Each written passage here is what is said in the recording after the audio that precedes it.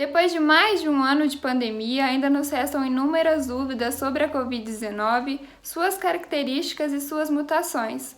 Por isso a gente conversou com o médico pneumologista Marcelo de Paula Lima, que atua na linha de frente do vírus aqui em Franca, e ele esclarece um pouco mais dessas dúvidas para a gente e para toda a população. Tem alguns critérios para você indicar a internação hospitalar. Eu vou começar um pouco antes, tá? Melhor ainda. Então, quando você indica formalmente a internação de um paciente, então quando ele está naturalmente com teste positivo para Covid, então esse é um paciente com Covid. E dois motivos: febre refratária, ele está com uma febre há mais de 3 dias e que não melhora. E a outra é a famosa dessaturação, Que é a oxigenação. que é a queda do oxigênio abaixo de 90%. O normal é acima de 95%. Abaixo de 90% ele tem uma dessaturação. Ou ele está dessaturando, ou ele está com uma febre refratária há mais de 3 dias. O que significa isso? Significa que ele está evoluindo com a forma grave da doença. A forma grave da doença, ela implica em suplementação de oxigênio, oxigênio suplementar, que pode ser via nasal, através de um catéter. Você põe um catéter com fluxo, liga na parede, um fluxo de 3 litros por minuto de oxigênio. Põe no nariz do paciente e ele consegue respirar, ele consegue ter uma suplementação de oxigênio que faz, por exemplo, a saturação dele sair de 85% para 95%. Então, normalizei através do catéter nasal. Por que o catéter nasal? O ar ambiente tem uma fração inspirada de oxigênio, percentual de oxigênio de 21%. O restante é nitrogênio praticamente e alguns outros gases. Quando eu ponho o fluxo nasal com catéter, eu consigo aumentar essa fração inspirada de 21% para até, se for através de máscara, não o catéter, através de uma máscara de oxigênio, até 42%. Tá? Quando isso não é suficiente, eu vou para ventilação mecânica. Por quê? Porque o pulmão, na verdade, é um órgão que, essencialmente, ele faz uma troca de gás carbônico por oxigênio. Solta o gás carbônico do organismo, libera e absorve o oxigênio do ar ambiente, oxigenando o sangue, que vai levar o oxigênio aos tecidos, que é o elemento vital para toda célula, a presença de oxigênio, porque ocorre a troca de energia, a combustão do oxigênio provoca energia dentro da célula, né? Todo metabolismo exige o oxigênio dentro da célula. É isso. Então, o que acontece? Quando não é suficiente o catéter nem a máscara, que eu consigo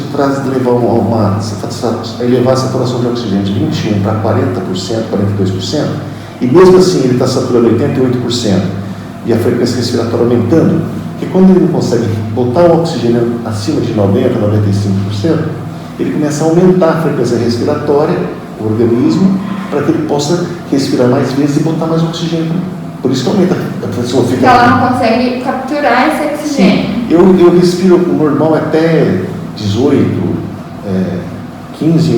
incursões respiratórias por minuto.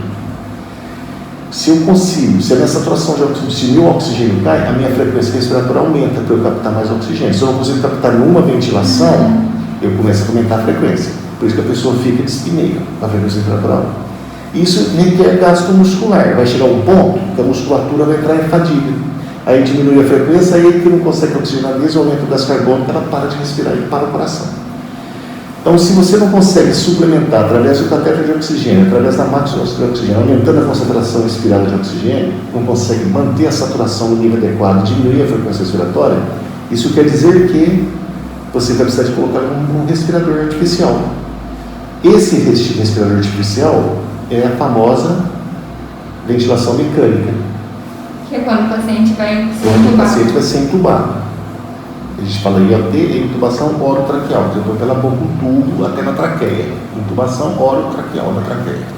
E para começar esse processo, a pessoa entra em um estado de coma, inclusive? Então, aí para você fazer essa intubação orotraqueal, você não consegue fazer isso numa pessoa acordada, porque é altamente traumático, traumatizante, ela se debate, ela contrai a glote, não deixa entrar o tubo endotraqueal, que é um tubo mesmo, né? E depois você liga numa máquina que a máquina vai fazer o papel do seu pulmão. Ela faz o pulmão expandir, que ela joga um fluxo de ar com oxigênio, numa concentração que você consegue colocar 100%, você consegue fazer uma inspiração, uma fração inspirada de ar só com oxigênio. Imagina, se aqui nós temos 21%, na máquina de ventilação mecânica, você introduz 100% de oxigênio. Se o seu pulmão tem uma área de absorção, o pulmão tem uma área de absorção equivalente. O pulmão, se você desdobrar os alvéolos, desdobrando as paredinhas do alvéolo, uma quadra de tênis, sabe tênis? O seu pulmão meu, se for desdobrando, a área de captação de ar, de oxigênio, é equivalente a uma área de tênis. É enorme, né? Para você consegue respirar, viver com um pulmão só. Às vezes a gente faz uma pneumoectomia por causa de um câncer, esse paciente vive com um pulmão só, porque é muita reserva respiratória. E você consegue saturar aqui 92%, 93%. O normal é 95%, mas lógico, não tem um pulmão. É lógico que quando ele for fazer algum esforço, vai cair, ele vai ter uma limitação física, mas eu quero dizer o seguinte, que o pulmão tem uma área de absorção de oxigênio enorme. Consequentemente, ele tem uma reserva muito boa. Eu posso, por exemplo, pegar um quarto desse pulmão, encher de pus, por exemplo, numa pneumonia, que provavelmente eu não vou precisar levar esse paciente para ventilação mecânica. Vou ter que dar antibiótico, né? Para limpar essa área que não está ventilando, que não está trocando, fazendo a troca de oxigênio pelo gás carbônico. Gás carbônico pelo oxigênio. Então, dito isso, o pulmão é uma área enorme, extensa, uma quadra de tempo para absorver o oxigênio. Quando ele não consegue manter a saturação de 21% ao ar ambiente, ou com máscara de oxigênio, que gera um fluxo, uma pressão parcial de oxigênio, que seria um percentual de oxigênio de 42%, quer dizer que ele está com uma extensa área acometida. Os alvéolos, ao invés de estar entrando no ar, está cheio de secreção. Onde tem secreção, não entra ar, não tem jeito de você tirar o gás carbônico e botar o oxigênio. Daí cai a saturação. Isso quer dizer assim, o comprometimento da área pulmonar é muito extensa. Então, para você ver, para um paciente ir para ventilação mecânica, ele tem que ter um acometimento pulmonar mais de 50% do pulmão dele. Entendi. Tá? E o que ocorre? Aí você intuba o paciente, põe uma fração inspirada de oxigênio só 100%, você só manda oxigênio para dentro do pulmão do paciente, para tentar estabilizar, jogar essa saturação acima de 90%, o ideal de 95%. Isso aqui tudo são medidas paliativas, enquanto você vai estar tratando com o quê? Com corticoide, antibiótico, as infecções. Porque normalmente o vírus, ele começa com uma fase de replicação viral até os 5, 7 dias do início da sintomatologia, está multiplicando. Depois é a fase inflamatória, que isso aí que é a fase que complica. Uma boa parte não evolui para a fase inflamatória da doença, que é a fase 2 e a fase 3. O vírus vai, multiplica, o nosso corpo produz anticorpos, chega aqui, ele já começa, o vírus já foi morto, 7, 10 dias, normalmente 10 dias você não tem mais vírus no organismo. Por que complica os 20% lá? 80% acontece aqui, vai embora, não acontece nada, está em casa. Os 20% que complica, dos quais 5% vai para o estado crítico, que é a ventilação mecânica, porque depois da replicação viral, o vírus é um corpo estranho, cheio de uma proteína estranha para o nosso organismo. Tudo que é estranho, que é vindo do corpo, o sistema imunológico produz anticorpos e células de defesa para bloquear aquele agente agressor. Então tem algumas proteínas no vírus, nesse vírus, que o nosso organismo não reconhece, daí mobiliza o sistema imunológico que produz células de defesa com anticorpos para englobar essa proteína e só utilizar ela. Na fase de replicação viral, é até 7 dias. 80% para aqui, o organismo deu conta, não aconteceu nada. Agora, 20% reage com uma inflamação, ou seja, na hora que esse vírus entra no organismo, que é uma proteína estranha, o organismo começa a produzir células de defesa mais anticorpos. Só que ele reage exageradamente, exacerbadamente. E a própria reação inflamatória que lesa os órgãos, lesa o pulmão, lesa o rim, e faz o indivíduo evoluir a óbito, ou evoluir para aquela forma grave, que é quando ele vai para a ventilação mecânica. A forma crítica, quando ele vai para a ventilação, 5%. Nesse processo de intubação, você tem algum parâmetro que você vem observando nesse mundo das pessoas que sobrevivem? Sim. Deixa eu te dizer. Na verdade, deixa eu pegar aqui que fica mais fácil de mostrar. Voltando na questão da intubação. Quando o paciente, 80% de cada 100, 80 passa bem, sintoma moderado a leve da doença. Quando ele passa bem, sintoma moderado a leve, ele sempre satura maior que 90%. Esse aqui acabou aqui mais ou menos 7, 10 dias. Ele já então, você recupera sem precisar de atendimento. Sim. Ou só suporte de hidratação sem precisar de remédio, inclusive. 14º dia é a margem para você liberar ele do isolamento, que ele vai, teoricamente, não estar transmitindo o vírus mais para ninguém. Desses 100, 80 acontece isso, 20, 15 é a forma grave da doença, que é por que é grave? Porque a saturação cai abaixo de 90%. Consequentemente, a área de acometimento pulmonar é grande, o suficiente para cair a saturação abaixo de 90%, mas ele ainda consegue manter essa saturação estável sem entrar em insuficiência respiratória. Ou seja, aumenta um pouco a frequência respiratória, mas não entra em fadiga. Agora, quando a área da inflamação progride, aí ele começa a entrar em fadiga muscular e entra em insuficiência respiratória, ele vai começar a parar de respirar. Antes dele parar de respirar, você faz o quê? Esse é o 5%, tá? Que é a forma crítica. Então, a forma leve, forma grave, que é os 15%, e a forma crítica, que é o que vai para a ventilação mecânica. Este aqui, você tem que usar o kit de intubação, que é a pessoa está consciente, ela está um pouco confusa, porque quando acumula gás carbônico e cai oxigênio no sangue, ela fica um pouco confusa, mas ela está esperta. Sim. Então, o que você tem que fazer? Você tem que usar uma sedação e bloqueador neuromuscular. Bloqueador neuromuscular, você faz ela parar de respirar, efetivamente. Relaxa, ela para de respirar, e você consegue introduzir o tubo na traqueia da paciente, não é isso? Porque você sedou ela dorme, você tira o estado de consciência dela. Você usa o que a gente chama de hipnótico, sedativo e hipnótico. Tira o nível de consciência da paciente e relaxa a musculatura. Aí ela para de respirar, mas aí você já liga na ventilação mecânica, que ela vai fazer o pulmão expandir. Então esse aqui é o kit de intubação. O problema não é no momento da intubação que você usa poucas drogas. O problema é manter essa paciente sedada e com bloqueio neuromuscular. Às vezes você gasta até 20 ampolas por dia de cada medicamento. Quando você imagina uma média de internação de 20, 25 dias, a quantidade de ampola para você manter esse paciente sedado, não é isso? E com o músculo paralisado para você conseguir ventilar. Você não pode deixar ele respirando espontaneamente, senão você não consegue acoplar o ventilador no paciente. Quando você bloqueia, faz um bloqueio neuromuscular, você paralisa a musculatura respiratória, aí o ventilador faz a mecânica acontecer de inspiração e de expiração. Inspiração, expiração. E você consegue com isso oxigenar o sangue do paciente. A única intenção da ventilação é manter os níveis de oxigênio acima de 90%, enquanto o organismo vai recuperando a função respiratória, vai tirando aquelas células inflamatórias do pulmão.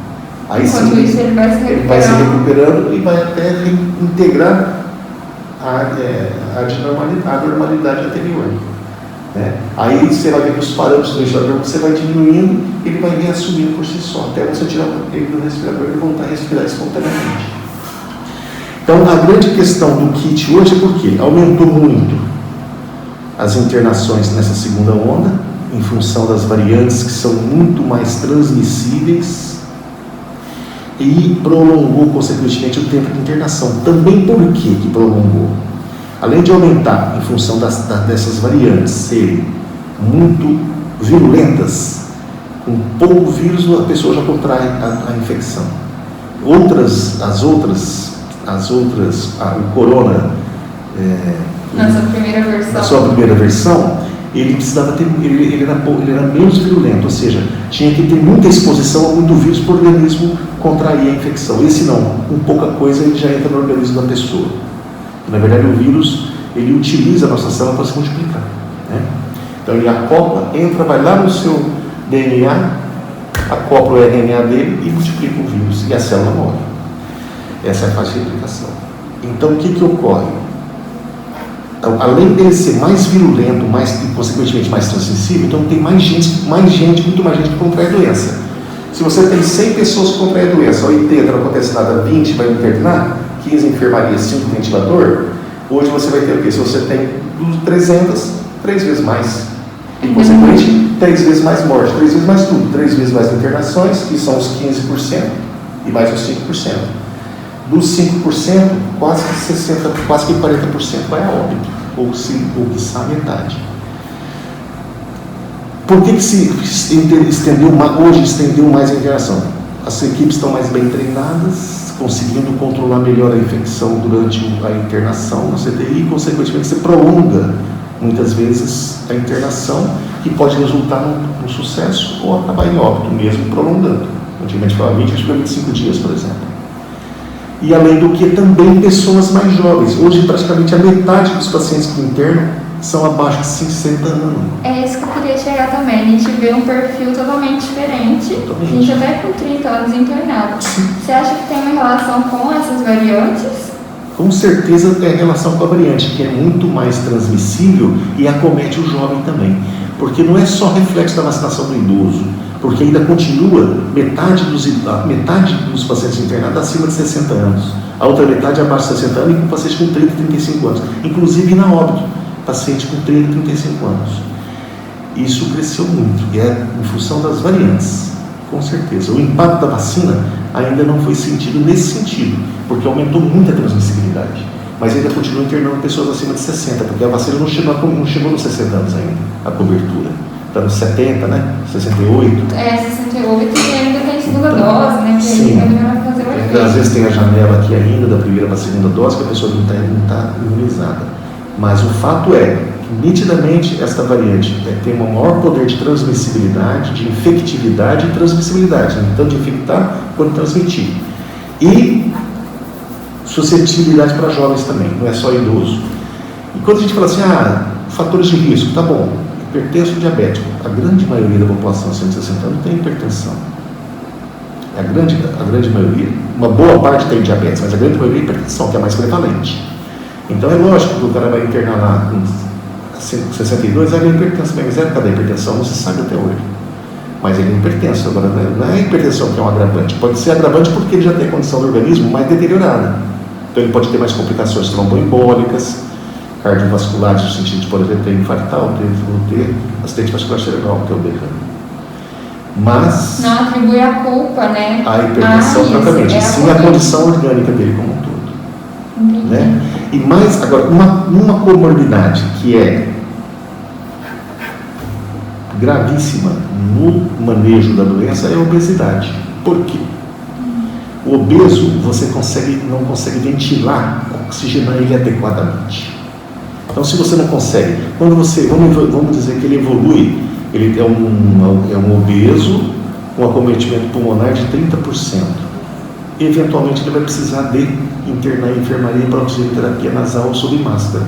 Se pegar um paciente magro, das mesmas condições físicas, clínicas, sem hipertensão, sem diabetes, sem hipotireoidismo, sem nenhuma doença crônica, mas que seja magro, provavelmente com os 30% de acometimento pulmonar e sem doença pulmonar prévia, ele não iria precisar de enfermaria. O obeso não consegue ventilar. Por que ele não consegue ventilar? O diafragma, que é esse músculo que separa o abdômen do tórax, representa, na mecânica ventilatória, 60% da expansibilidade pulmonar. E o obeso não consegue respirar direito com o diafragma porque o abdômen faz pressão no diafragma. Então, respirar até uma questão estrutural, de mecânica. ventila mal, oxigena mal, vai precisar de suplementação de oxigênio. O magrinho não, porque ele já consegue respirar. Com os 70% de área que ele tem livre, ele ventila e oxigena adequadamente. A obesidade é uma comorbidade gravíssima, no sentido de mau prognóstico. Paciente é obeso, que tenha lá indicação de internação em função de dessaturação. Com obesidade, a chance dele evoluir de uma forma crítica é muito grande, aumenta a probabilidade de mortalidade dele, a obesidade. Essa tem ligação direta porque você não consegue manejar direito. Até engraçado, porque nos boletins, geralmente a primeira causa é diabetes, mas a frequência mesmo é a questão da obesidade. Porque hoje, você vê que na verdade a gente vai conhecendo melhor a doença. Você vê que, lembra que tem a fase de replicação viral, até de 5 a 7 dias, aqui o vírus está multiplicando. Aqui você diz assim, mas então, peraí, o diabetes é uma doença imunossupressora. O diabético ele tem um comprometimento da imunidade, ele tem menor resistência. Então, se quem mata é o vírus replicando, o diabetes, o paciente com HIV, o desnutrido, mas por que esse tanto de gente em condição de fragilidade social na rua, desnutrido, não era para estar todo mundo morrendo de Covid? Você não vai falar isso. O que mata não é a replicação viral, o que mata é a complicação da inflamação, que a gente chama de SIRS, Síndrome Inflamatória, Síndrome da Reação Inflamatória Sistêmica. Daqui para frente, o organismo começa a inflamar por uma resposta imunológica inflamatória exacerbada. A resposta inflamatória é pelo sistema imunológico. Quem produz as células inflamatórias e as substâncias inflamatórias são as citocinas, que são tudo modulador da inflamação e da resposta imunológica, citocinas, é o nosso organismo que produz. Quando produz de uma forma exacerbada, essa inflamação agride o nosso organismo. Consequentemente, agride endotélio vascular, pode ter fenômenos tromboembólicos, como tromboembolismo pulmonar, infarto, acidente vascular cerebral hemorrágico ou isquêmico, e assim como insuficiência renal, assim como insuficiência respiratória, por síndrome da distrição respiratória pela inflamação pulmonar. Então não é mais o vírus que está matando por problema de não é imunossupressão, imunocomprometimento. Ele não mata aqui por replicação dela, é pela reação inflamatória que a proteína dele provoca no nosso organismo. Por isso que são poucas, relativamente 5% que evoluem de uma forma crítica, que vamos imaginar, são relativamente poucos, 5%, né? De cada 100, 5. Porque o organismo dele tem uma reação inflamatória exagerada, que compromete toda a função orgânica e com isso vem as complicações e até o óbito. Então, basicamente é isso. E uma outra dúvida sobre essa questão dos novos casos, né, de novas variantes aí atuando. Vocês separaram outros tipos de sintoma ou algum tipo de sequela agora nessa segunda onda? Porque às vezes a gente lida com casos assim, de pessoa que desenvolveu trombose, a outra desenvolveu até diabetes, então hoje em dia não tem mais uma regra para isso. Não, na verdade é assim, pelo menos até agora, no momento que a gente está vendo, não dá para dizer que essa variante tem algum tipo de complicação mais comum do que a inicial. Sempre os mecanismos tromboembólico teve presente, tá? E mais, o que mais complica é o pulmão, naturalmente, com fibrose e bronquiolites e insuficiência respiratória, e os rins, que evoluem muitas vezes para insuficiência renal, que pode ser consequência da septicemia, porque depois da reação inflamatória vem infecção bacteriana secundária, que pode evoluir com septicemia e fazer o paciente evoluir para insuficiência renal aguda, e também o rim é cometido por inflamação exacerbada da resposta imunológica. Então tem dois mecanismos que levam à insuficiência renal. Por isso que é altamente prevalente, é muito frequente o paciente estar fazendo hemodiálise quando pós-Covid. E esse pós-Covid, a pessoa sai do hospital e ainda tem um período de acompanhamento? Tem dois perfis que saem do hospital. Aquele que sai estável hemodinamicamente, sem falta de ar, eupneico, porém ele vai ter alguns sintomas residuais, tosse persistente, muitas vezes a cefaleia não cessou por completo, a dor de cabeça, mal-estar, vai ter fraqueza, pode ter um pouco de cansaço ao fazer pequenos ou moderados esforços físicos, porém 2, 3 meses isso vai paulatinamente voltando à normalidade, gradativamente voltando à normalidade. E tem os pacientes com complicações graves, que é o paciente que sai traqueostomizado, num BiPAP, que é um ventilador mecânico mais simples, mas que ele precisa ainda de ventilação, porque muitas vezes ele tem necessidade do aparelho para respirar, ele não consegue respirar espontaneamente, decorrente de fibrose pulmonar, ou ainda recuperando de uma pneumonia que ele contraiu bacteriana por superinfecção pós-Covid, ou seja, começa com a infecção viral, depois vem a bacteriana. Às vezes o que mata ele é sepsis bacteriana, mas quem desencadeou foi a infecção viral, quem abriu as portas do organismo para a bactéria.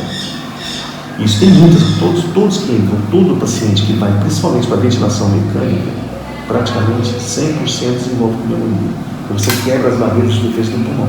Quando você foi um tubo aqui na traqueia, uma traqueostomia ou um tubo na garganta, é a mesma coisa, você quebra as barreiras de defesa. Então tem muito paciente que sai com sequela e com cuidados que tem que levar em casa. E muitas vezes com sequela neurológica por causa das paradas cardiorrespiratórias ou hipóxia, que você reverte pela hipóxia grave, que pode lesar o sistema nervoso central, com uma sequela neurológica, acamado o resto da vida, e às vezes com ventilação pelo BiPAP em casa. Não é raro a gente ter esse paciente, receber esse paciente na enfermaria antes de preparar ele melhor para poder ir para casa. Uma outra dúvida aqui que eu tinha sobre a questão da internação, você falou da regulação de vagas na cross. Sim. O senhor sabe se tem algum critério, porque, por exemplo, nossa situação atual aqui tem paciente esperando a liberação de uma vaga. Hospital lotado, UTI lotada, né? E aí, a gente vê que alguns passam na frente de outros, é pelo estado de gravidade? Como que é feita essa avaliação? Até onde, porque na verdade quando chega no meu serviço da pneumologia para fazer a triagem para internação, já esse processo eu não participo, né? Nem a Santa Casa não participa, já chega o paciente pronto, quem chega é da CROSS, a CROSS que manda o paciente. Então eu não sei se ele foi o primeiro da fila ou o último da fila, não sei. Então esse tipo de estratificação de gravidade para mandar o paciente eu não sei te falar, mas com certeza tem que criar uma estratificação para você saber se o paciente vai. Vamos imaginar que você tem pacientes para enfermaria, tem 6 pacientes para enfermaria, eu tenho 10 vagas de enfermaria, eu tenho mais 6 pacientes para UTI, eu tenho uma vaga para UTI. O critério de análise para entrar esse paciente deve ser por ordem de chegada, tá? Aí você fala assim, puxa vida, vai ser tão crítico, porque é uma polêmica que tem hoje, tá? É estratificar o doente para ver qual que vai. Aí você tem lá, vamos imaginar, Luísa, você tem 6 pacientes. Um senhor já estava acamado no lar, acolhido pelo lar, acamado com 90 anos, que contraiu o Covid, ele estava acamado com escarro, sequela, e que contraiu o Covid.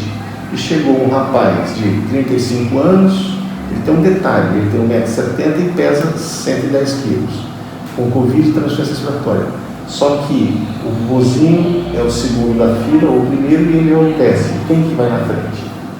É uma polêmica ética isso aí. E aí eu também tenho dúvida se é quem tem mais chance de sobreviver. Então, aí é assim, a sociedade, tem algumas sociedades que você tem quando o paciente chega, você faz algum tipo de score mesmo, e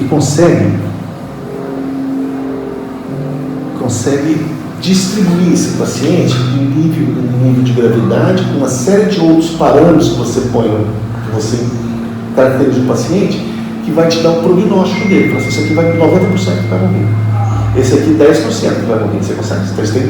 Você tem tabelas de estratificação de risco de óbito para entrar em UTI, sempre teve, mas nunca se utiliza isso. Você põe o primeiro que chegou e às vezes não, mas chegou um politrauma, um rapaz de 17 anos. Também nunca se teve uma situação dessa. Nunca se teve uma situação de pandemia dessa com um nível crítico desse. Agora, o que está sendo feito eu não sei te falar, então que foge do meu escopo. Mas, na minha opinião, a gente tem que estratificar, sim, para poder usar com bom senso os leitos, os leitos de UTI que está à disposição do sistema. Porque eu acho que nem se dobrasse o número de leitos não daria conta de enfrentar a situação como está hoje. E ao que parece, nem abril, nem maio, provavelmente só no começo de junho vai começar a abrandar esse nível de gravidade, né? De Você tem uma opinião, uma expectativa dessa melhora que seja só no meio do ano, a partir do meio do ano? Junho. E espera situações mais graves ainda, ou que a partir de agora a curva comece a diminuir? Não, eu acho que vai morrer muita gente ainda, porque na verdade não para de chegar paciente grave. Tipo assim, a gente no nosso caso liga assim, ó, doutor, tem mais 6 pacientes. Doutor, tem mais 4 pacientes. Aí para quando lota o UTI. Aí não chega nem na gente, fica só parada aqui na demanda. Aí de repente obtua assim. Aí começa de novo. Está desse jeito a coisa. Então assim, eu acho que não vai parar de chegar, porque está cometendo gente jovem, essas variantes estão cometendo gente jovem. A única saída que nós temos, a única chance que nós temos é a vacinação. Para efeito epidemiológico, ela vai diminuir sim, mesmo que ela tenha um nível de eficácia de 60%, 70%, mas ela vai diminuir sim, epidemiologicamente, ela deve acabar, praticamente acabar com a pandemia. Só que até nós conseguirmos atingir aquela imunidade de rebanho, vai mais. O americano começou em janeiro, nós estamos em abril. Agora que ele começou a jogar a curva dele lá para baixo, levou 4 meses e vacinando com gás. Vacinando 2 milhões de pessoas por dia. Nós vamos, pelo menos, nós começamos em janeiro também, vacinando 20 milhões de pessoas. Eu acho que pelo menos mais 4 meses para começar a jogar todas as curvas para baixo. Embora o município de Franca não tenha monitorado nenhum caso da nova cepa, justamente porque esses dados não foram analisados, é evidente que uma nova variante circula entre nós. Em janeiro, quando foram identificados alguns casos pelo país, Franca começou a registrar cada vez mais o número de óbitos, o que é relativamente ligado a essa nova variante e sua maior transmissibilidade.